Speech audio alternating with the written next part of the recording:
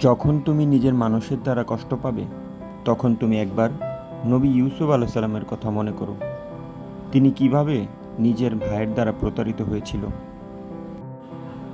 যখন তুমি সমস্যায় থেকে পরিত্রাণের কোনো পথ পাবে না, তখন ইউনুস আলাইহিস সালামের কথা মনে করো।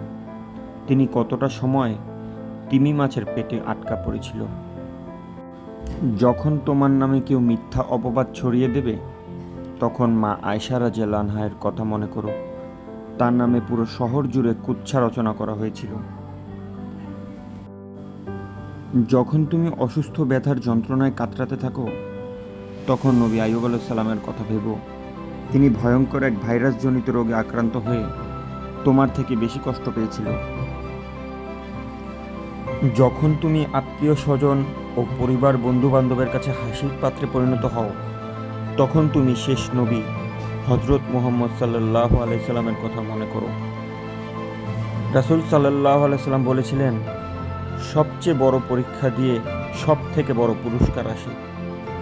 যখন আল্লাহ কাউকে ভালোবাসেন, তখন তাকে পরীক্ষা করেন। হে আল্লাহ, তোমার দয়া ও অনুগ্রহ আমাদেরকে দান করো। আমিন।